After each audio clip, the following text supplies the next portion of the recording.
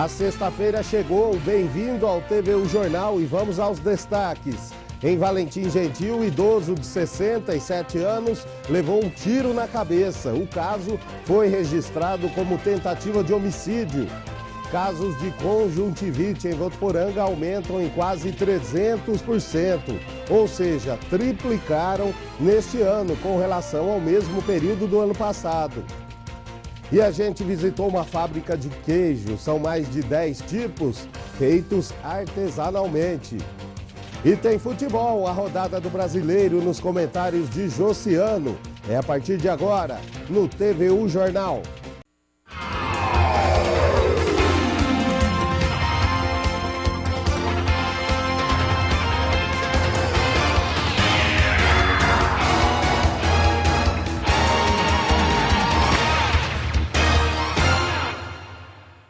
Olá, boa tarde. Começamos o TVU Jornal de hoje falando de um idoso de 67 anos que foi ferido por disparo de arma de fogo. O tiro acertou na cabeça, né? O caso foi registrado como tentativa de homicídio. Danilo Arroio tem os detalhes. O crime aconteceu ontem por volta da 1 da tarde, aqui na rua Cidadão João Novaes, bem de frente a esta casa, que é a casa onde mora a vítima. Conversa agora com a Cleonice e com o Ricardo, eles que são vizinhos. Cleonice, como é que foi? Você viu, ouviu alguma coisa? Não, foi tudo muito rápido mesmo. Dá a impressão até que o cara é profissional, porque foi tudo muito rápido. Foi o que aconteceu, ele já saiu com o carro, buscou socorro no posto de saúde, enfim, isso aí agora é na mão da polícia. E no momento que aconteceu, você chegou a vir aqui na rua, viu alguma cena? Não vi. Mas é chocante. Muito chocante, né? Para uma cidade com 13 mil habitantes, pode se esperar mais o quê? Uma bomba? Tá certo, obrigado. Conversa agora com o Ricardo, ele que é advogado e também vizinho da vítima. Ricardo, você chegou a ouvir alguma coisa? Não, eu não ouvi nem vi. Eu estava descansando em casa, eu ia sair para o trabalho e aí me deparei com um monte de polícia aqui na frente e já tinha ocorrido o crime. E você ficou chocado com o que aconteceu? Esperava um dia poder ver uma cena como essa de frente à sua casa? Eu nunca imaginava acontecer isso numa cidade tão pacata como Valentim Gentil. Para mim foi uma surpresa. É algo que não se espera? Nunca se espera isso, ainda mais em frente da minha casa, uma rua calma, sem nenhuma turbulência. Ok, obrigado pelas suas informações. Com imagens de Carlos Nunes, Danilo Arroio Martins para o TVU Jornal. O idoso segue internado na Casa de Saúde aqui de Votuporanga e, segundo as primeiras informações, o estado de saúde é regular. O delegado que investiga o caso não quis gravar entrevista e disse que só vai se manifestar quando tiver algo concreto. Segundo alguns investigadores, uma das hipóteses do crime seria uma discussão por conta de um leilão de uma propriedade rural na região, que ambos estariam interessados na compra. O suspeito continua foragido. E agora as notícias da região nesta sexta-feira. É o Região em 1 minuto. Um incêndio em uma casa e uma sorveteria destruiu totalmente os imóveis na manhã de ontem. Segundo informações apuradas pela reportagem, o fogo teria começado na residência, ainda por motivos desconhecidos, e se alastrou até a sorveteria. O corpo de bombeiro foi acionado e trabalhou por quase 1 hora para conter as chamas, que chegaram quase 4 metros de altura. O prejuízo não foi calculado pelos proprietários dos imóveis. As causas do acidente vão ser investigadas. E um homem ficou gravemente ferido na madrugada de hoje após sofrer um acidente na rodovia Marechal Rondon, em Glicério. O carro dele foi atingido por um caminhão que bateu atrás. A polícia diz que o carro ficou descontrolado, girou na pista e bateu em um terceiro veículo. A vítima foi socorrida e levada para um hospital em Penápolis. Os outros motoristas sofreram ferimentos leves. A polícia ainda não sabe o que teria provocado o acidente. Uma aposentada de 84 anos quase teve um prejuízo de 11 mil ao cair em um golpe na tarde de ontem em Rio Preto. Segundo o boletim de ocorrência, o suspeito, um vendedor, ligou para a idosa e disse ser funcionário do banco e que ela tinha dinheiro para receber referente à correção monetária, mas para isso teria de pagar 11 mil. A idosa acreditou no telefonema e combinou de entregar a quantia solicitada para o mototaxista contratado pelo golpista. Os policiais abordaram o suspeito, que confessou ter aplicado o golpe na idosa. O vendedor disse que é de Limeira e foi preso em flagrante. E essas foram as notícias da nossa região. Um ótimo fim de semana e até mais. E ainda falando da região, o suspeito de matar a tiros Jacinto Lopes dos Santos, de 65 anos, e o filho, Fábio Lopes dos Santos, de 28, no sábado de madrugada em Cardoso, compareceu na Polícia Civil para prestar depoimento e foi preso logo em seguida, sendo encaminhado à cadeia de Guarani do Oeste. O advogado disse que ele agiu em legítima defesa depois de uma confusão envolvendo a filha de uma das vítimas. Os 3 indivíduos teriam participado de uma briga e Jacinto teria arremessado um tijolo no peito do suspeito. Em seguida, o rapaz foi até o carro, pegou um revólver e atirou 2 vezes contra as vítimas, que morreram no local. E os casos de conjuntivite em Votuporanga aumentaram em quase 300%, ou seja, triplicaram este ano em relação ao mesmo período do ano passado. Segundo a Secretaria de Saúde do município, foram registrados 829 casos este ano. No mesmo período do ano passado, foram 279. O inverno exige atenção especial quando o assunto é conjuntivite. A doença é provocada por um vírus e está entre as mais comuns que afetam os olhos, provocando inflamação da conjuntiva. Ela é desencadeada pelo ácaro, muito presente, por exemplo, em roupas e agasalhos guardados. Entre os principais sintomas estão olho vermelho e lacrimejante, inchaço nas pálpebras, intolerância à luz, visão embaçada e visão borrada. De acordo com a Secretaria Municipal de Saúde de Votuporanga, no ano passado foram registrados 1.102 casos da doença, sendo 288 de janeiro a junho. Neste ano até agora já são 888 casos, números considerados bem altos. O tempo seco, o próprio inverno que tem sido um pouquinho mais intenso em relação ao ano passado. As pessoas com conjuntivite, de repente, não respeitam o período de atestado, não ficam nas suas casas, às vezes há um compartilhamento de toalhas, ou a falta, às vezes, de medidas de higiene, passa a mão nos olhos, depois não lava as mãos, passa em algum objeto. Isso tudo favorece a transmissão. Bruno teve conjuntivite e diz que é uma situação bem incômoda. O pior foi que, como eu estava fazendo tratamento para um tipo, não melhorava. Não tinha um sinal de melhora aparente. A metade do tratamento, a voltar na consulta de retorno, foi descoberto que eu também estava com a viral, e passei mais uns 10 dias de tratamento. Quer dizer, foram 25 dias ali tratando para tentar solucionar esse problema.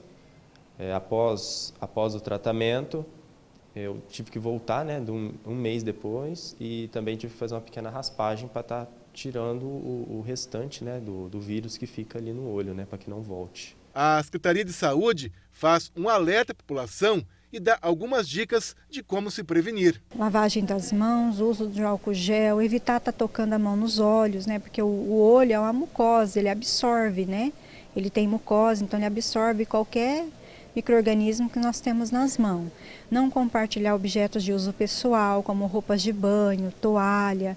Quem está com a conjuntivite deverá respeitar os dias de atestado, ficando no seu domicílio, evitando escola, evitando o trabalho. Isso vai favorecendo a diminuir a transmissão. E como vimos aí na reportagem, os sintomas podem durar aí de 5 a 30 dias, o período em que o paciente deve ficar de repouso e tomar alguns cuidados para não transmitir conjuntivite para outras pessoas. E as 22 famílias beneficiadas com o programa de desfavelamento do bairro São Lucas, implantado pela Prefeitura de Votuporanga, em parceria com a CDHU, deverão receber as novas casas em breve. A estudante Inaê tem os detalhes. Olá, a Prefeitura enviou uma nota para a imprensa afirmando que a obra está recebendo os últimos detalhes para ser inaugurada no calendário de comemoração dos 80 anos da cidade. A Secretaria de Obras disse que as ruas do conjunto habitacional já receberam pavimentação asfáltica e estão sendo construídas as calçadas e sendo desenvolvido o trabalho de paisagismo. As casas têm 2 quartos, uma sala, um banheiro, uma lavanderia e todas têm aquecimento solar. Inaê Rodrigues para o TVU Jornal. Obrigado, Inaê. E a Prefeitura disse que as famílias que serão contempladas já recebem o auxílio da Prefeitura desde o início do programa de desfavelamento, em 2013, quando foram realocadas a imóveis alugados pela administração. As novas casas foram construídas na área onde estavam instaladas as moradias irregulares. O governo municipal também trabalha para o desfavelamento do bairro Matarazzo, para assim eliminar todas as moradias irregulares existentes em Votuporanga. E ontem o prefeito João Dado apresentou aí um balanço dos 6 primeiros meses do governo. O encontro reuniu secretários, vereadores e lideranças da cidade. O objetivo foi fazer um balanço dos primeiros 180 dias da nova administração. Além do prefeito João Dado, estiveram presentes o vice-prefeito Renato Martins, o deputado estadual Carlos Pignatari, que é ex-prefeito de Votuporanga, e o presidente da Câmara Municipal, Osmair Ferrari. Entre os tópicos apresentados durante a explanação do prefeito estão a criação do projeto Soldado Mirim, que atende 50 crianças em situação de vulnerabilidade social, aumento do repasse de verbas para entidades assistenciais, investimentos na área da saúde, educação e esporte, entre outras. Para administrar Votuporanga, o prefeito João Dado conta com apoio de 20 secretarias. Neste ano, o orçamento do município é de R$ 352 milhões. Para o prefeito e o vice, o balanço desse primeiro semestre de governo é positivo e são grandes as expectativas para o segundo. Há uma uniformidade de comportamento e de procedimento, o que faz com que as realizações sejam muito acima daquilo que esperávamos. Então estamos muito felizes. Votuporanga hoje, depois de 200 dias de gestão, é muito melhor do que aquela que nós pegamos no dia 1º de janeiro.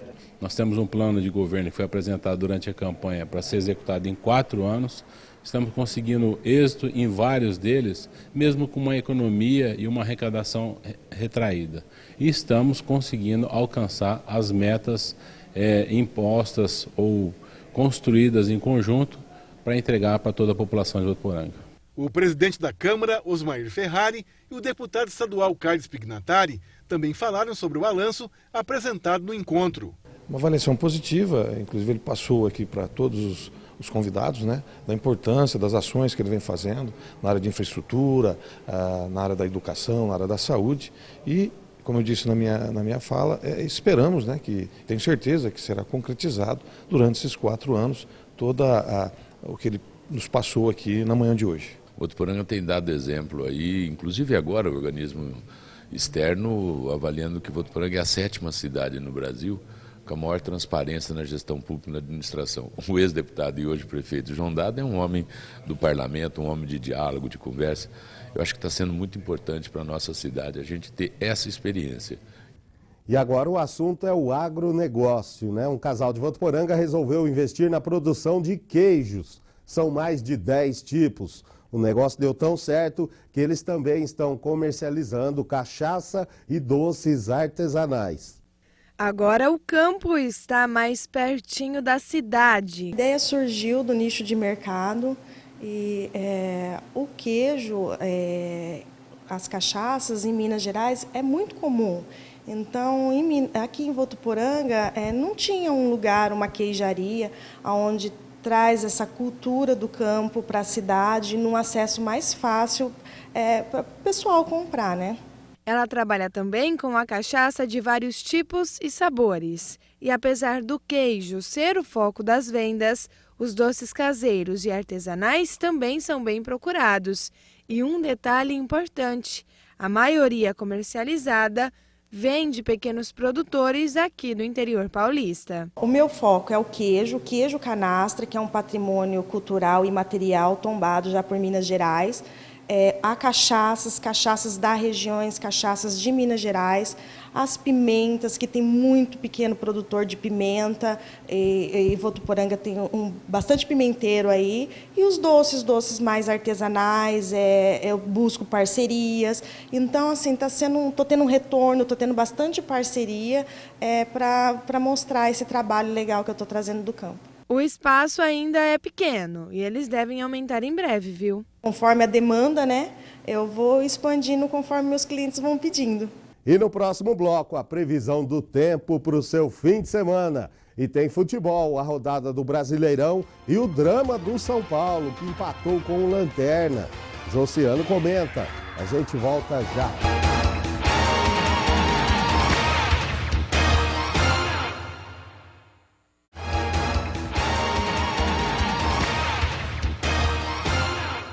Chegou a hora da previsão do tempo. Vamos às temperaturas.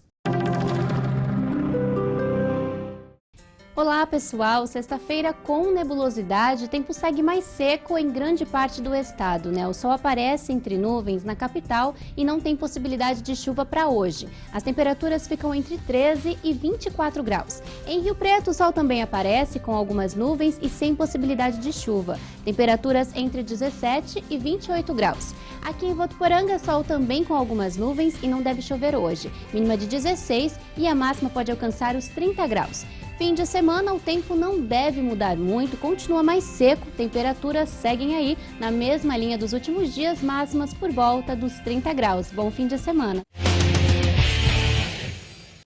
Chegou a hora do futebol com o Josiano. Muito boa tarde, Josiano. O assunto não poderia ser outro, né? Campeonato Brasileiro e o que está acontecendo com o São Paulo. Josiano, meus amigos sumiram, viu? São Paulinos, não vejo mais nenhum. Boa tarde, Luciano. Boa tarde a todo mundo que acompanha a primeira edição do TV O Jornal desta sexta-feira.